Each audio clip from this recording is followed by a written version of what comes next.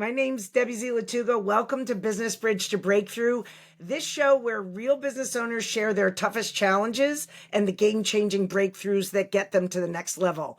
I'm a business coach and profit strategist, and I ask the questions no one else does. You'll hear the raw, unfiltered stories of struggle, success, and everything in between. If you're tired of business podcasts that put you to sleep, you're in the right place. No fluff, no theory, just real talk and real results. So let's get into it. Today, I'm welcoming Emily Purry, and she's with Purry Consultants. And I'm really excited to talk to you today, Emily, because I think you're in an industry that's going through some dramatic change. And I think every single business owner is sitting in the same seat going, what's going to, between AI and the political climate, what's going to happen with my business in the next 5 years? So I'm so excited to be able to talk to you today. Welcome to the podcast. Thank you so much for having me. So tell me a little bit about your business, who you help, what problem you help them resolve, and well, then I'll ask you afterwards what prompted you to get started in that business. But who do you help and what problem do you help them solve? Yeah, so I am a corporate trainer, a keynote speaker, and a consultant, and I focus on everything under the umbrella of diversity, equity, inclusion, and access. And I bring my lived experience as a person with a disability to the corporate space and really hoping to make the sorry, the business environment better for people who don't necessarily look like us, act like us, believe like us, vote like us, move like Yeah. us, all of the things. And so I help companies and organizations of all sizes and as well as governments with programming. I specifically around disability awareness, accessibility, and so that could look like training around disability. It could be consulting around certain projects, and then keynote speaking is really focused around creating spaces of belonging for all. So that's kind of the nutshell. Yeah. So wow, we're in a very tricky time at this particular moment. What Absolutely. sort of motivated you to move in that direction? Yeah, so I have had a vision disability all my life. I have Stargardt's macular degeneration, so I'm legally blind. And I started doing this work really when I was working for a government entity. And diversity, equity, inclusion was a big priority for them. And though these two topics are very, very important, so they were mostly talking about race and ethnicity as well as LGBTQIA plus. And so again, very important topics, very important priorities. And I noticed they weren't talking anything about people with disabilities and the hiring process for people with disabilities and the retention process, etc. And so, as somebody with the lived experience, I kind of stepped up and I said, hey, this is another group that's really being overlooked. And my experience has been pretty horrible amongst employers in my lifetime. So, I would love to be able to have an impact in the corporate or even just employment space of educating and informing people and really having those conversations because they are some of the conversations that people are afraid to have because they're afraid they're going to get sued if they talk about disability, etc. So I really come to the space to hopefully make it better for other people like myself. Yeah. So reflecting on your journey so far, what's the biggest challenge that stands out for you? Diversity, equity, inclusion, and access as a whole is a challenge. A lot of people don't understand the importance of it, how it can affect your ROI, how to implement it, especially if you're a small business. So that's one challenge. Then we look specifically at disability, and there's so many misconceptions. There's so much stigma. There's so many assumptions that are made around employing people with disabilities that I first have to educate people on the importance of it and that people with disabilities do want to work and can be just as productive as other folks. That the accommodation process is not as expensive and burdensome as many people think. And so there's a lot of education that even comes before I am able to consult or do training with that company. Um, so those are some of the big overall challenges about what I do. But then most recently, with executive orders coming down from our current president, regardless of what side you sit on, there are being mandates made, especially about funding diversity, equity, inclusion work. And so, regardless of what entity you're in, whether you're federal, which is, very clearly stated, there's no diversity, equity, inclusion work being done. But state funding as well as county funding, a lot of times is matched with federal funds. And Right. so, that's being has a big weight on all of our shoulders of those of us doing this work is what does this look like? How do we push through this? How do we have the impact? How do we continue to do the work and calling it different things? What does this look like for us? And so that's the current most relevant issue that I'm seeing in my industry. Yeah, it's not uncommon because I work with business owners every day to Mm-hmm. face a big challenge in their business that's outside their control, right?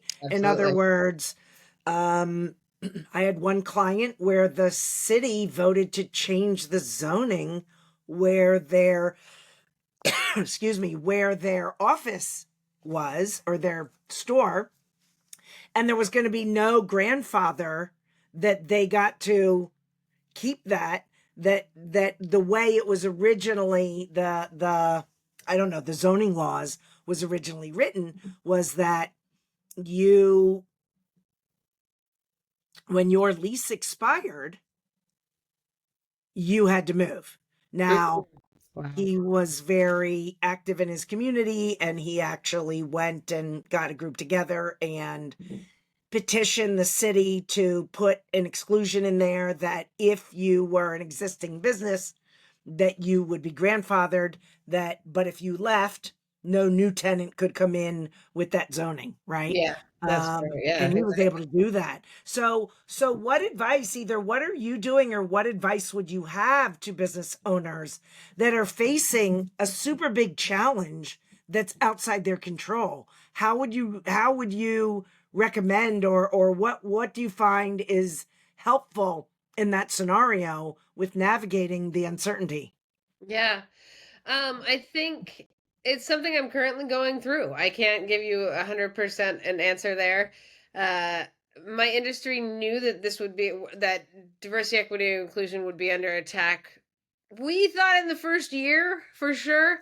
We did not expect it in the first 2 weeks. And so it really caught many of us by surprise. And so at first, and still currently, really self care has been a big priority because quite honestly, we're all freaking out. I'm currently looking for direct employment. I think I'm safe until July, which is the government fiscal year.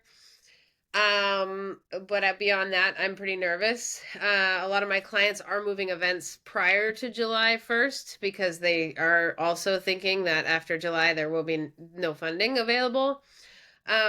So it's really taking care of self, finding community, and really organizing and seeing like what are you doing, asking around what are you doing, are you closing up shop, are you looking for employment, are we taking DEI off our websites but calling it something different. So a lot of creativity comes in that process.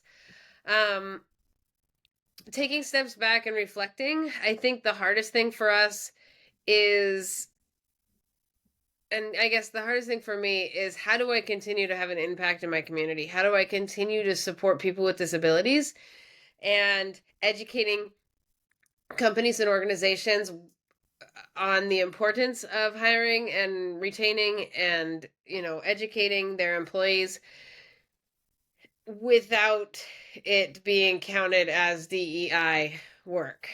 Yeah. And that's becoming a conversation I'm having with my current clients and saying, okay, what does this look like? How can we get creative on funding, etc. And Yeah. so I think it's taking the time, taking the space, not just spinning your wheels immediately. I tried to go into action and be like, okay, okay, okay, okay, okay, here we go, here we go. I gotta do this, this, this, this, this, this, this, this, this, this, this, and it's like I've got to slow down. I've got to I've got to really think about this. I can't spin as fast as or I'll spin out and then I won't have the energy or the resources to make an impact. And so taking that time, taking that space, looking at all the options, getting creative, really understanding the executive orders. That's also what I'm currently researching, and they're changing so frequently that it's hard to keep up with it. Um, and kind of going from there. So I think looking at the problem, taking the time, stepping back from it, looking at your options, getting creative, and then taking small steps forward. I think it's a lot to think about all at once. And so just take one step at a time. Yeah. As a coach, we tackle big challenges all the time, right, with business owners. And I Absolutely. heard a Yeah. couple of things that I think we're all aware of self care, right? I don't know that we all step back and reflect. I think sometimes it's easier to try to get into action when you're feeling nervous or concerned. That's stepping Absolutely. back to reflect. I had a dream coaching job before the pandemic, and I was flying around the country um, coaching business owners to improve their business. Not my content, so it wasn't my content, it was someone else's. Yeah. But I was flying out every week to multiple cities and delivering day one, day two, day three, day four of a 7 week program. And it was a dream job. And Yeah. day two of the pandemic, not really even knowing that there was going to be shutdowns or anything like that, just knowing that my company that was sending me out to all these places prioritizes their employees. And listen, they don't want a lawsuit. So I knew that they were going to at least temporarily not send coaches out to all these different cities, Absolutely. just until they had more clarity about what that would be. They ended up not sending coaches out for about 2 years. Oh, And wow. it had to do with, doesn't matter which side of the aisle you're on, it had to do with liability. Absolutely. Absolutely. Excuse me. Because if they sent a coach out to a room of 100 people, and the coach got sick or someone in the room got sick and they went back to the company, right? So I just knew that, and that was outside my control. Absolutely. Yeah. And I realized I'm kind of following your path. I spent about 3 months reflecting. What am I good at? What do I love? And where is there a gap in the marketplace? Because I'm going to have to pivot. And because I was uncertain, some of my coach colleagues decided to kind of hang around because they did move virtual. This is a very reduced opportunity. They Yeah. decided to hang around, and I went, I don't have the luxury of waiting until this unforeseen pandemic finishes. Yeah. So I did some reflection and I realized, wow, I've run some companies. I'm really good at profit. I'm spent 4 or 5 years in the coaching world, you know, coaching and being coached. I was like, I think I'm going to help business owners. So slowing down, so critical. Number two is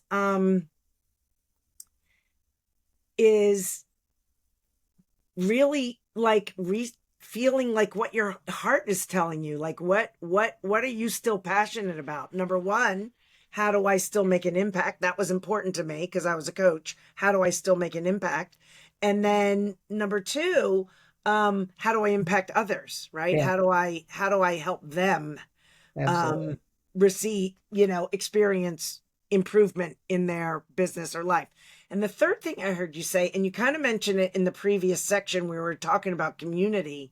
I hear that you have colleagues that are in your same space, and it sounds like you're communicating regularly. Can you talk a little bit about that? Yeah, as a solopreneur, an entrepreneur, a small business owner,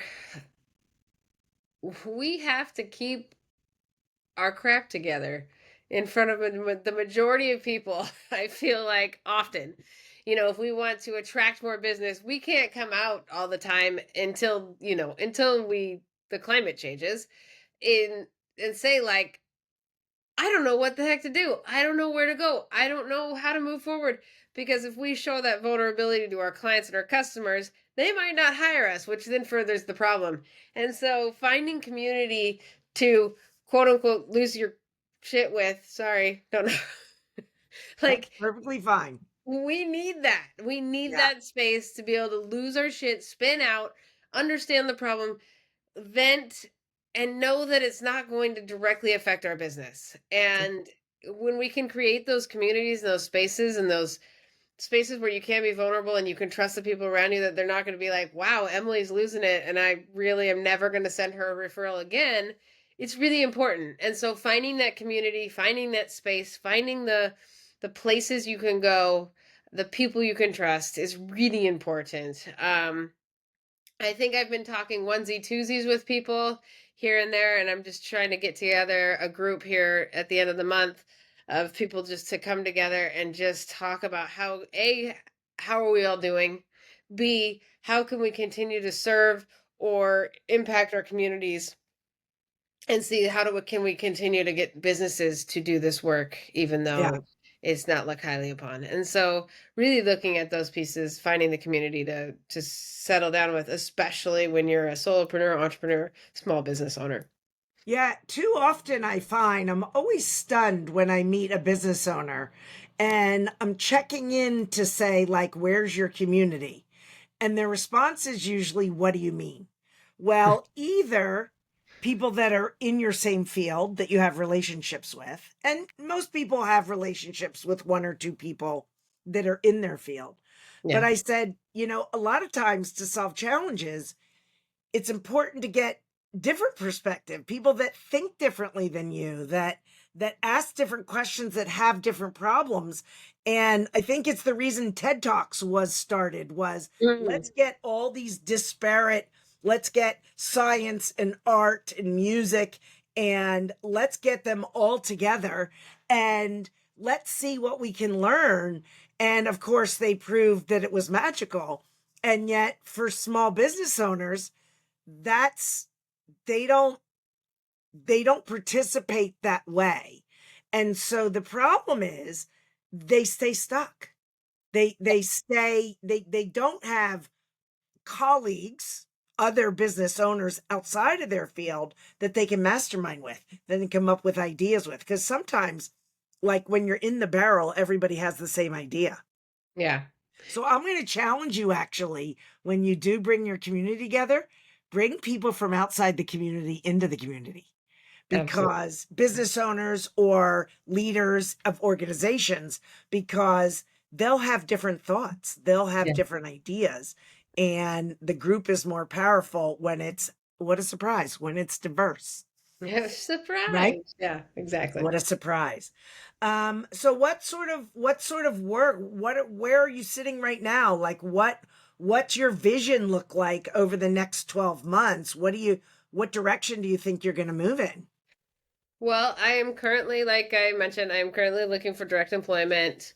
I'm a single mom. I got a mortgage. I got all the things that I need to be able to pay the bills. So, currently looking for direct employment and continue. The great thing about my business is I can always do it on the side.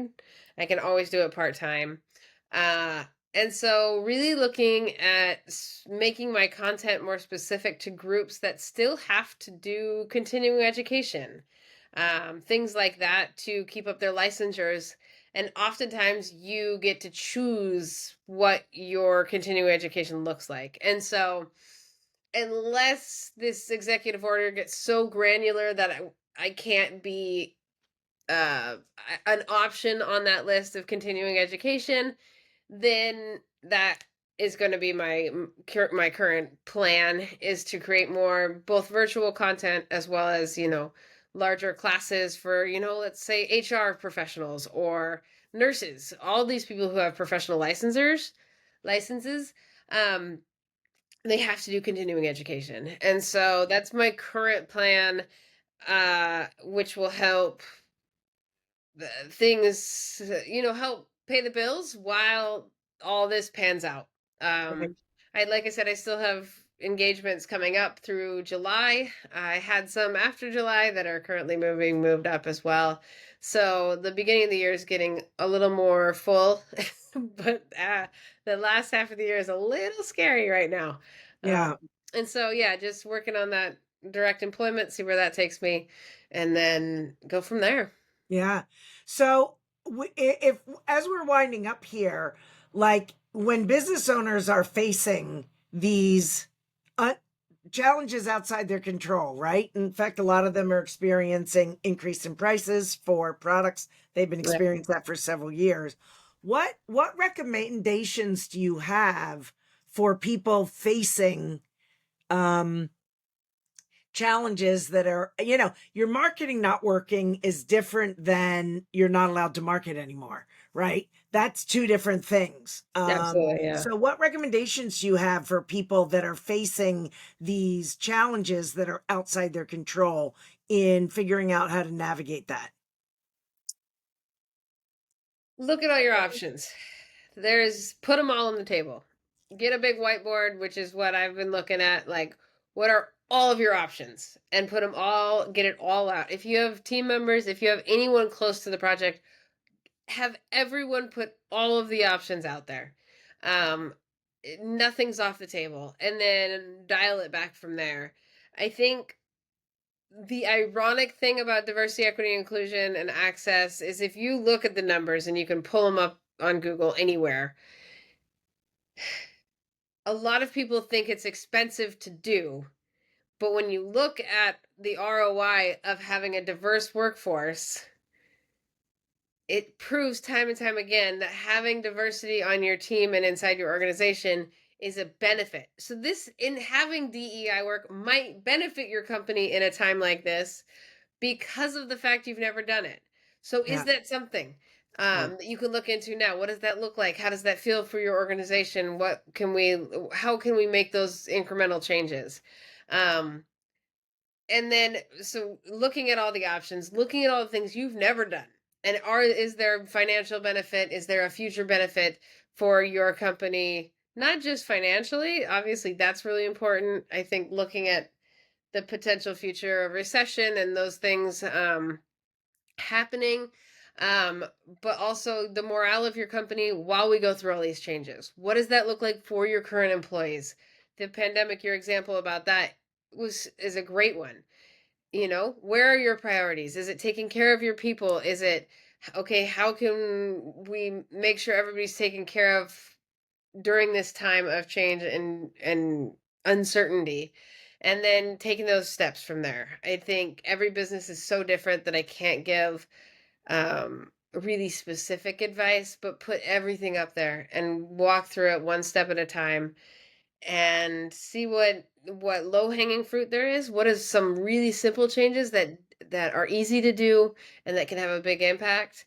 And then what are some of the big things that maybe we do over the next year, and then 2 years, etc. And so really stepping it out in a timeline so that you're not trying to do it all at once if something happens suddenly. Yeah. I I, think I think that's great advice, and I think it's true across industries.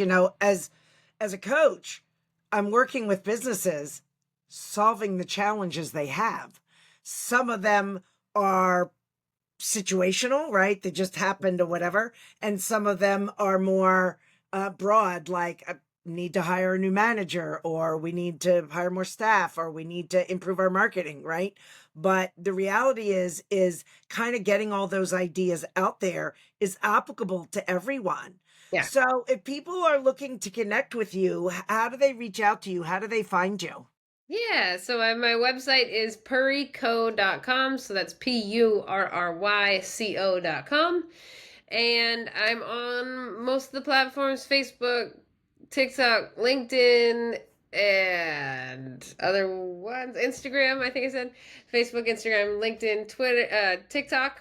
And, my website is probably the best.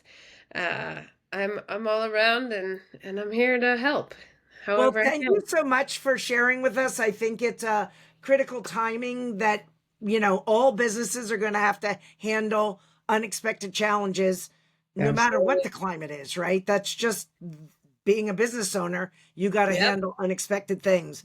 And many times they can feel insurmountable when you're looking at them. And, you gave some great advice about, put everything out on the table. If you have a team, get their feedback, get their input, because the more people you can get input from, find trusted colleagues, find a group of people that you can talk to help you think through some of these things. Those are all really, really valuable advice that I think business owners should take away, and go out and find community. That was like the biggest one. I say to business owners, go form a mastermind.